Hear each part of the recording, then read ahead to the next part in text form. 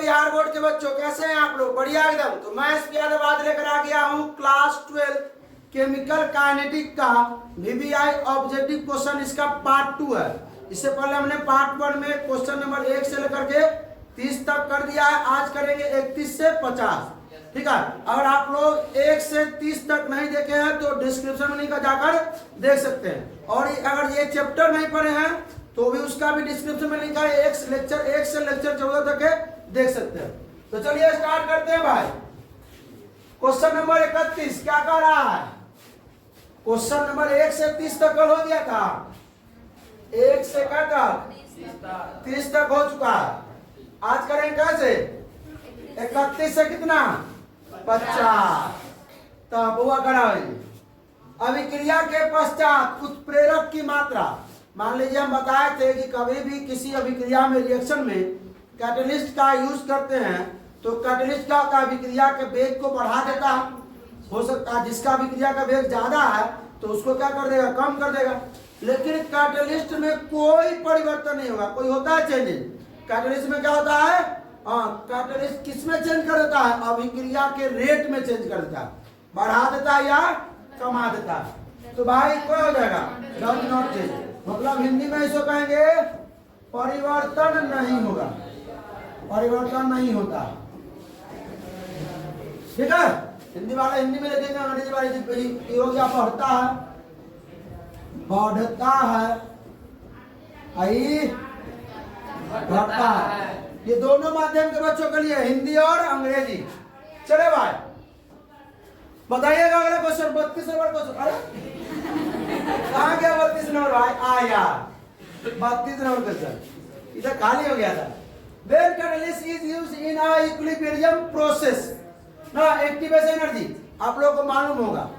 जब हम लोग क्या करते हैं, कैटलिस्ट का प्रयोग करते हैं तो एक्टिवेशन एनर्जी बढ़ता है कि घटता है? बताना पड़ेगा। बताओ भाई, बताओ। आप लोग भी दिखाइए। बढ़ता आप लोग। अच्छा, रेट ऑफ रिएक्शन बढ़ता है घटता है? बढ़ता है। तो रेट ऑफ रिएक्शन जब बढ़ेगा तो एक्टिवेशन एनर्जी कैसे बढ़ेगा? हम बताए थे, सुनिए। जब भी अभिक्रिया का रेट ऑफ रिएक्शन कब होता है? एक एनर्जी क्या होता है? बैरियर। क्या होता है वो? एक एनर्जी बैरियर होता है। उसको पार करने के लिए क्या एक्टिवेशन एनर्जी ज्यादा लगता है। उसको पार करने के लिए एक्टिवेशन एनर्जी, अगर एनर्जी बैरियर ज्यादा है तो क्या है? रेट ऑफ रिएक्शन कम है। एनर्जी बैरियर अगर ज्यादा है, अभिक्रिया को रिएक्टेंट से प्रोडक्ट बनाने के लिए, अगर एनर्जी बैरियर ज्यादा है तो क्या लगेगा? अभी जो क्या होता है, एक्टिवेशन एनर्जी जो है वो क्या होगा? ज्यादा लगेगा, तभी तो वहां जा पाएगा। मतलब एक्टिवेशन एनर्जी ज्यादा है तो क्या है? रेट ऑफ रिएक्शन कम है। रेट ऑफ रिएक्शन कम है। मतलब रेट ऑफ रिएक्शन के एक्टिवेशन एनर्जी क्या है? इन्वर्सली प्रोपोर्शनल है। इन्वर्सली प्रोपोर्शनल मतलब व्युत्क्रमानुपाती है। बात समझ में आया कि नहीं? इधर सक्रिय ऊर्जा को हम अगर मतलब देखिए, यहाँ है ऊर्जा का क्या है? अवरोध ऊर्जा। क्या है? अवरोध। यहाँ हमको अभिकारक से प्रतिफल में जाना है, अभिकारक से प्रतिफल में जाना है। तो सुने ध्यान से, जितना ज्यादा ऊर्जा अवरोध होगा, एनर्जी बैरियर होगा, क्या उतना कम क्या होगा? रेट ऑफ रिएक्शन, अभिक्रिया के दर उतना कम होगा। क्योंकि भाई पार नहीं कर सकता। अब पार करने के लिए सबसे ज्यादा क्या लगेगा हमको? सक्रिय ऊर्जा। क्या लगेगा? क्योंकि सक्रिय ऊर्जा कहां तक पहुंचना होता है? थ्रेशोल्ड ऊर्जा तक, देहली ऊर्जा तक पहुंचना होता है। तो सक्रिय ऊर्जा ज्यादा लगेगा, मतलब एक्टिवेशन एनर्जी कम है, सक्रिय ऊर्जा ज्यादा है। सॉरी, अभिक्रिया का दर कम है, सक्रिय ऊर्जा ज्यादा है। बात समझे? तो अब activation energy, rate of reaction को बढ़ाने के लिए, अभिक्रिया के दर को बढ़ाने के लिए हम लोग क्या करते हैं? कैटलिस्ट का यूज करते हैं। तो जब कैटलिस्ट का यूज करेंगे तो एक्टिवेशन एनर्जी ज्यादा, सॉरी क्या रेट ऑफ रिएक्शन ज्यादा होगा?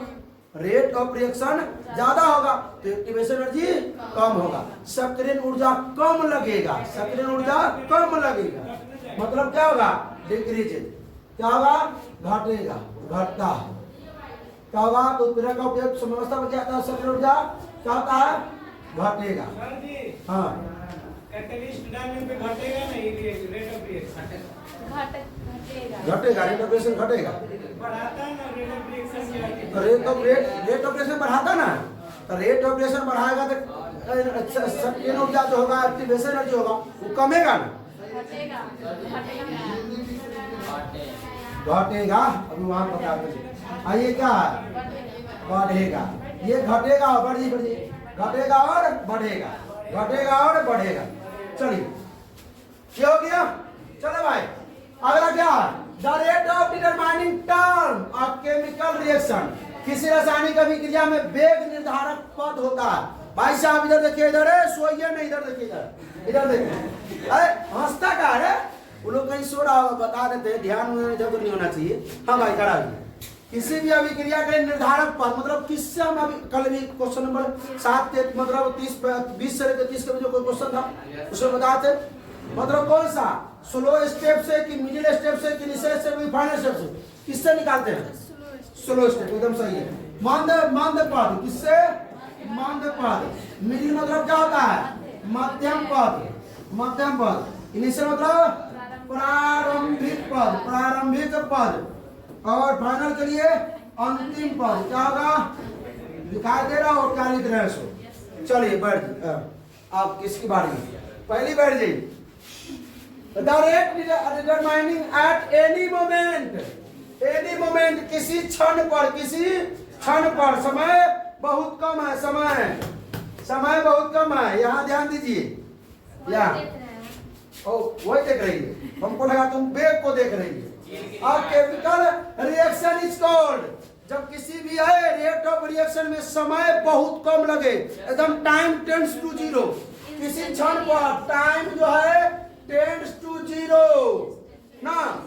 तो सब क्या पूछे, तुम लोगों से पूछे, अब ये से पूछने वाले थे, क्या होगा भाई इसमें बताओ, इनिशियल रेट होगा कि फाइनल रेट होगा कि इंस्टेंटेनियस रेट होगा कि एवरेज रेट होगा, सी होगा। सी में पढ़ने नहीं आता, कहीं बताता पढ़ने, ABC बोला। हाँ सिर्फ ABC। अच्छा चलिए, विद्यार्थी तो नहीं तेज है भाई। इंस्टेंटेनियस रेट मतलब हिंदी में कहे तात्क्षणिक वेग, तात्क्षणिक वेग, तात्क्षणिक वेग। इसको क्या कहेंगे भाई हिंदी वाले, औसत वेग। क्या कहेंगे, औसत। इसको क्या कहेंगे,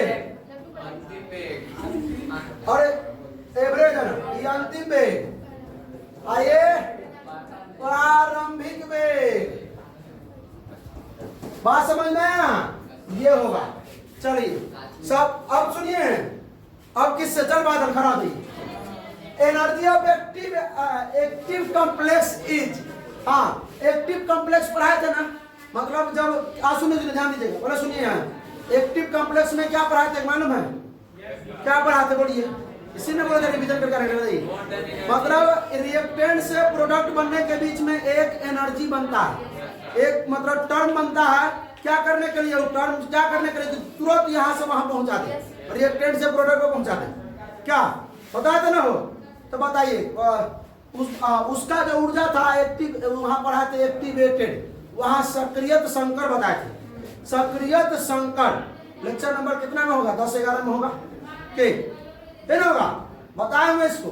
अच्छा ये बताइए कि एक्टिव कॉम्प्लेक्स, सक्रिय संकर, सक्रियत संकर की जो ऊर्जा होती है वो किसके बराबर होती है, कितना होती है, किससे ज्यादा किससे कम होती है। हाँ चलिए कौन होगा, ABC। हाँ ABC, एनर्जी ऑफ रिएक्टेंट और एनर्जी ऑफ प्रोडक्ट। मतलब अभिक्रिया के, सुनिए अभिकारक के प्रतिफल और किसके, अभी more than energy of reactant, अभी एक्टिव कॉम्प्लेक्स लिखे, वहाँ पे एक्टिवेशन कॉम्प्लेक्स नहीं होना चाहिए। अच्छा ना चलता है। अभिकारक और प्रतिफल के ऊर्जा से अधिक, ठीक है, आया प्रोडक्ट। अच्छा चलिए उतना स्पेलिंग देखिएगा तो भाई हाथ से लिखना पड़ता है, कोई PDF नहीं है, बहुत मेहनत करना पड़ता है रात के 12-1 बजे तक के। सोचने वाली बात है, आप नींदों में लिखे रहते हैं। More the energy of reactant, अभिकारक की ऊर्जा ज्यादा, अभिकारक की ऊर्जा से अधिक। अच्छा ऐसा बताइए कोई क्वेश्चन नया आया होगा, बताओ कौन क्वेश्चन। अभिकारक के अरे प्रतिफल है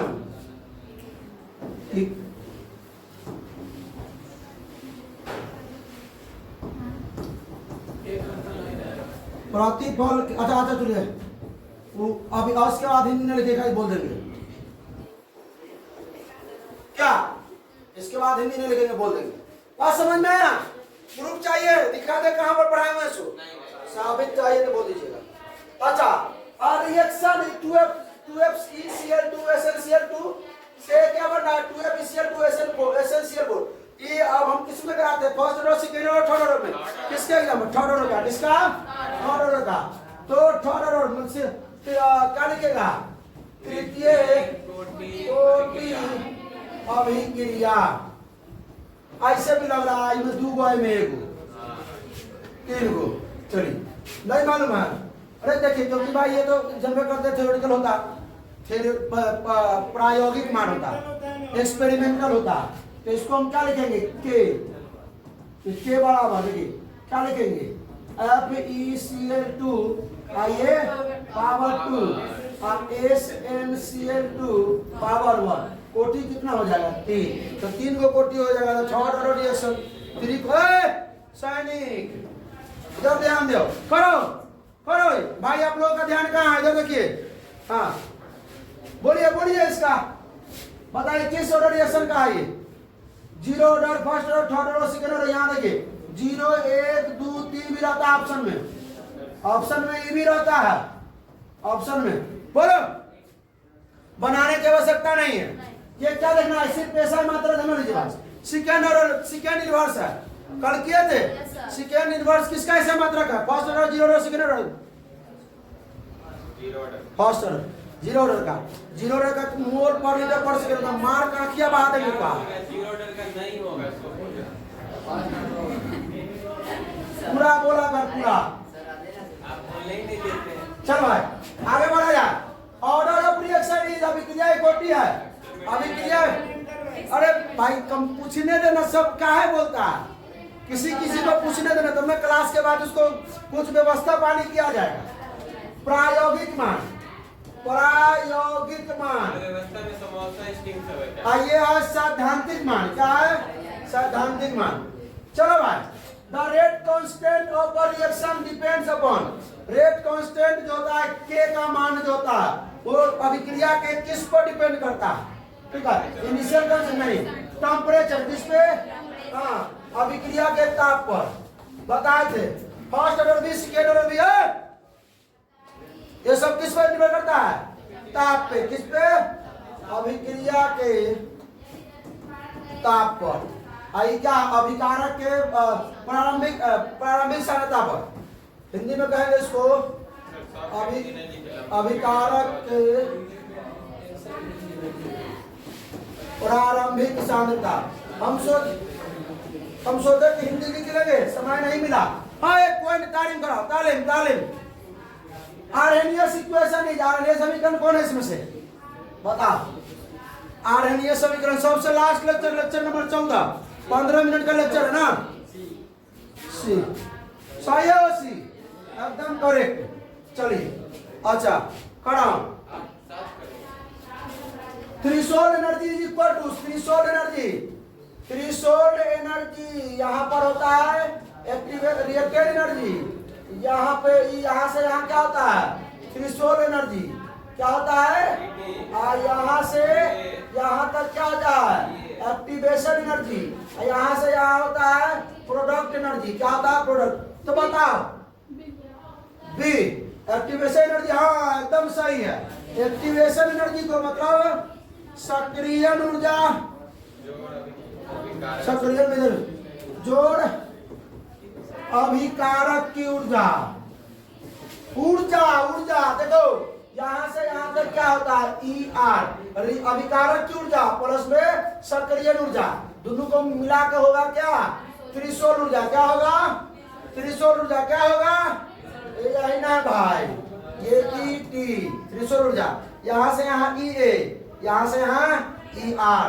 चलिए, if initial concentration of reaction is double, यदि अभिक्रिया का सांद्रता को क्या कर देता है, डबल कर देता है, तो हाफ लाइफ भी डबल हो जाता है। पहले मानना पड़ेगा। मान लेते हैं कंसंट्रेशन, क्या मान ले, ए बी सी माने, सी नहीं मानते हैं कि, मान लेते हैं ए, पहले ए सुनिए, A1 मान लेते हैं ए था, पहले ए था, A1 ए था, ए नॉट ही मान सकते हैं क्योंकि इनिशियल है।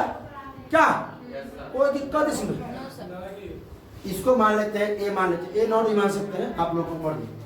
और फाइनल जो A2 क्या हो जाएगा, 2A, क्या हो जाएगा 2A। कोई दिक्कत किसी को, किसी को कोई दिक्कत नहीं। अच्छा, half life T half life 1 जो पहले क्या था, T था, पहले क्या था। अब हाफ लाइफ का जो समय भी हो जाता है वो दुगुना हो जाता है। पढ़िए नहीं ध्यान से, कह रहा है कि initial concentration of reaction is double, जब उसको डबल कर देते हैं तो हाफ लाइफ भी क्या होता है, डबल हो जाता है। तो ऑर्डर ऑफ रिएक्शन अभिक्रिया की कोटि बताइए, 1 2 3 क्या है, तो T हाफ T, अब T हाफ 2, अभी क्या ये क्या होता है 2T, क्या होता है। तो इसके लिए जो फॉर्मूला है सुनिए, इसके लिए फॉर्मूला है वो क्या है बताइएगा, क्या ऑर्डर ऑफ रिएक्शन क्या होगा, T हाफ 1 बटा में T हाफ 2 बराबर, उसके बाद A2 बटा में A1 पावर में n-1, ये फॉर्मूला होता है। T हाफ 1 कितना है, T है, T हाफ 2 2T बराबर A2 कितना है 2T, 2A बटा में A1 कितना है A पावर में n-1। T से T मर गया, A से A गया, इधर क्या भाई यहाँ दिख रहा है तुमका, देखिए तो। अच्छा वहां कहा लिखी थी कैसा के ना,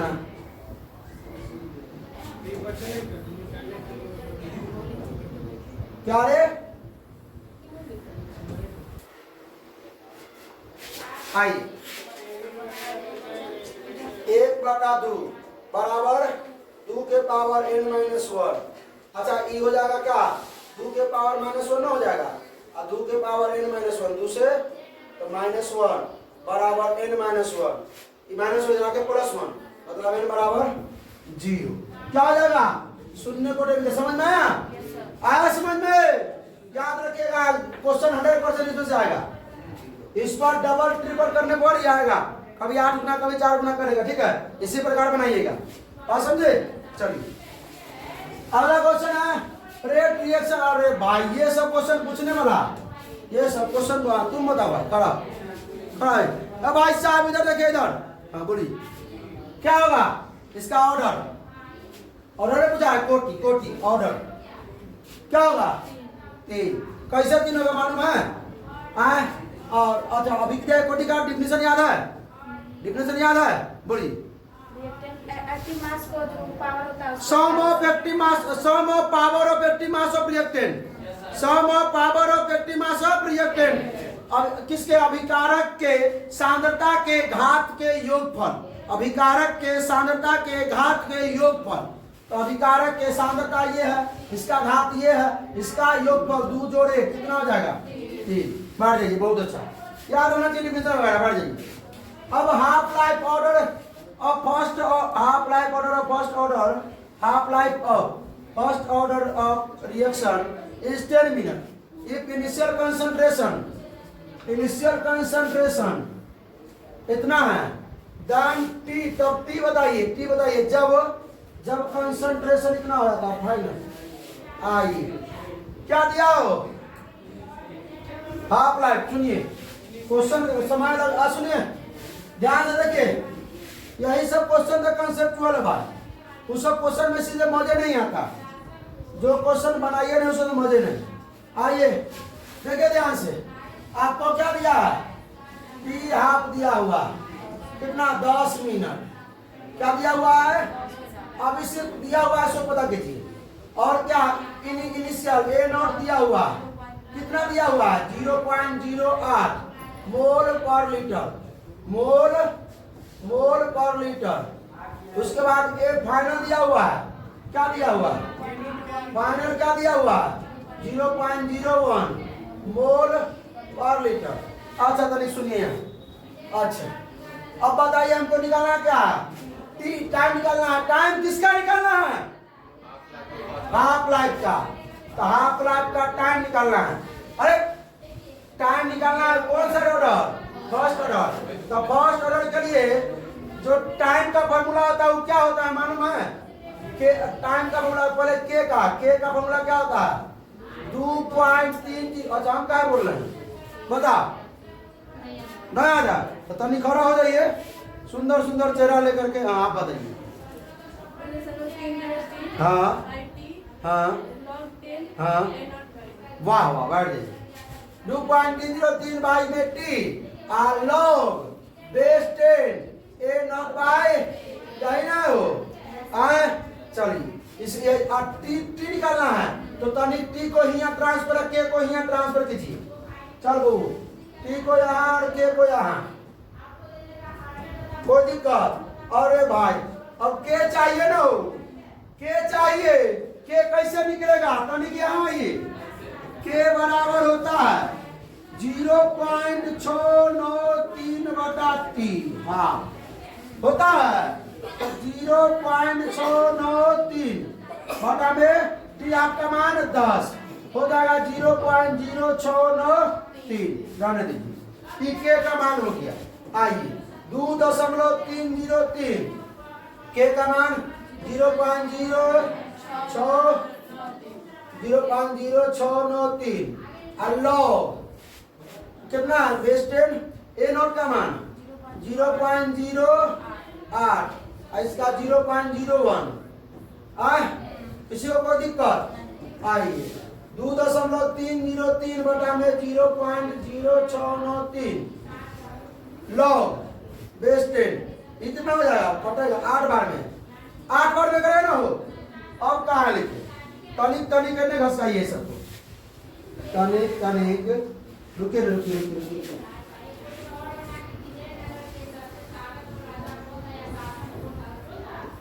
ऑप्शन तो यहाँ आराम से आ जाता कि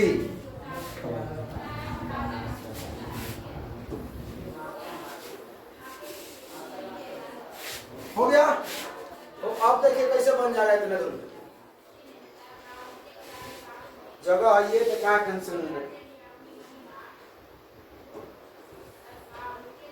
इसको नीचे लिखेंगे तो कोई दिक्कत नहीं, जोरे जोरे बराबर ले चलते हैं ना।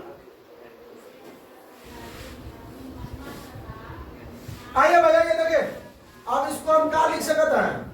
2.303 बटा में 0.0693 लॉग। इसको तनी ध्यान दीजिए 2 का क्यों लिख सकते हैं?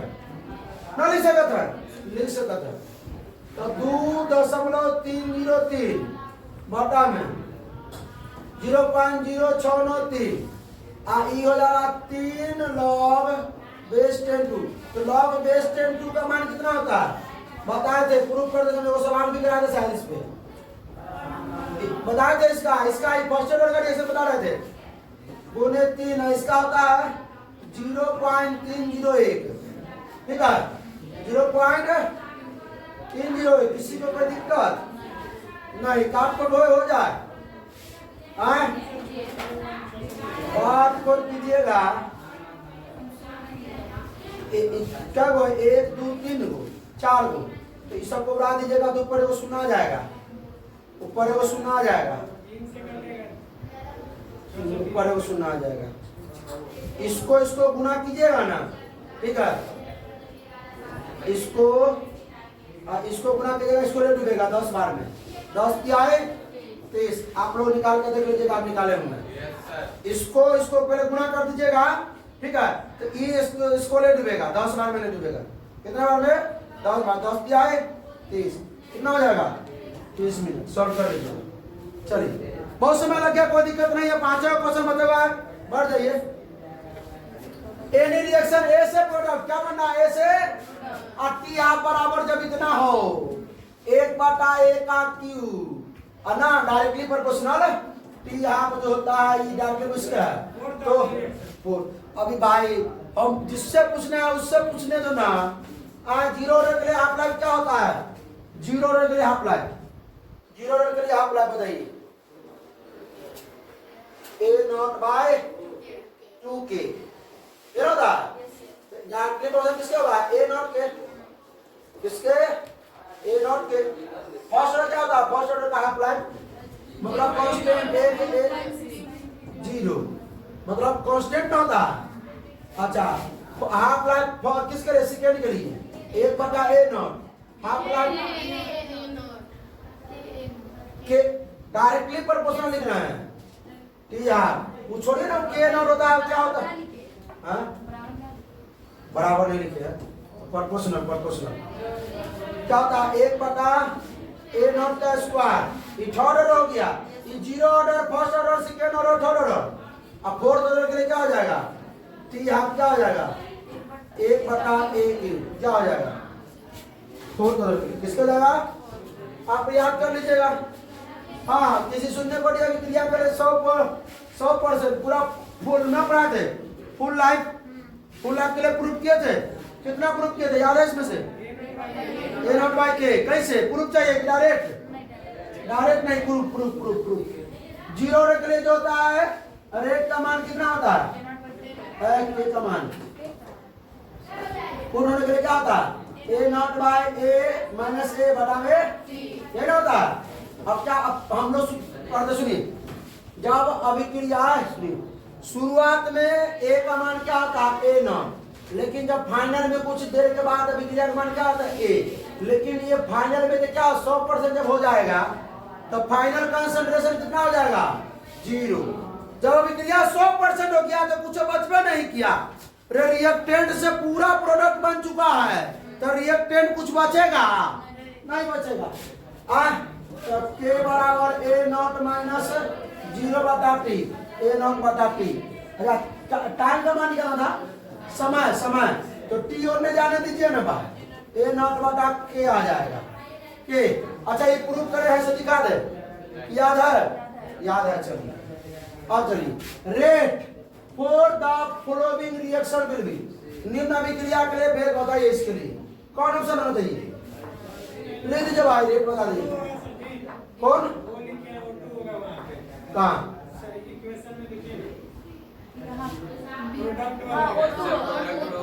नहीं, ये थ्योरेटिकल है भाई, एक्सपेरिमेंटल है। चलिए अब देखिए, बताइए कौन होगा? एबीसीडी। जब ई होगा तो यहाँ के ना होना चाहिए था। ऑर्डर लिखेंगे जब पावर में तो यहाँ के ना आता है, ना दिखाई देता है। पूरा डी/dt लिखा है। कौन होगा?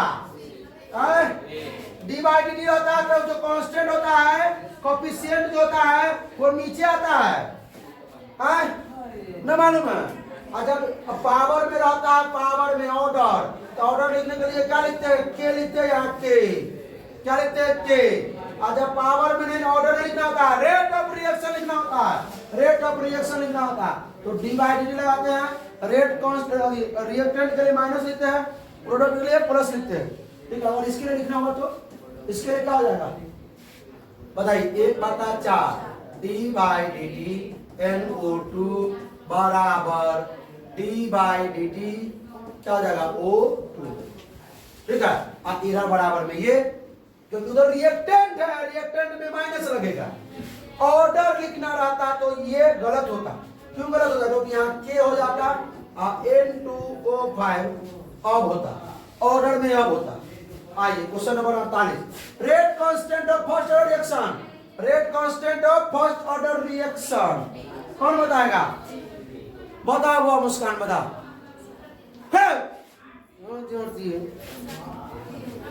बी। आज याद था? कहिया याद कर लीजिए। तू बता इसका rate constant of zero reaction. अरे एक हिंदी तो लिखवा नहीं की। प्रथम कोटि अभिक्रिया का वेग स्थिरांक, प्रथम कोटि। अब अजायो का इंग्लिशों नहीं लिखे थे। आजा छोड़िए स्थिरांक क्या होगा? ये द्वितीय कोटि अभिक्रिया का 0 0 शून्य कोटि अभिक्रिया का वेग स्थिरांक या दर नियतांक स्थिरांक क्या अगर सी ए बोल रहा है ओ सी ना है और नीचे डी है।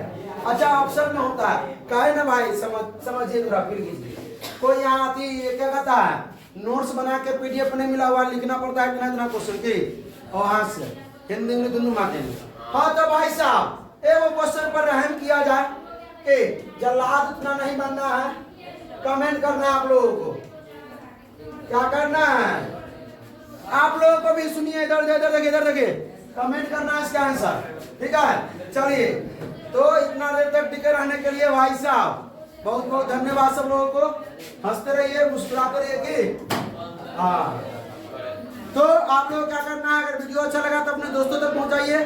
कोशिश हमारा यही रहेगा आप लोगों को एग्जाम तक सारा चैप्टर का ऑब्जेक्टिव आप लोगों को मिल जाएगा ठीक है। और सारा चैप्टर भी पढ़ा देंगे। इस ये चैप्टर आप लोग नहीं पढ़े हैं तो डिस्क्रिप्शन में लिखा है 14 लेक्चर का चैप्टर है उसको पढ़िए ठीक है।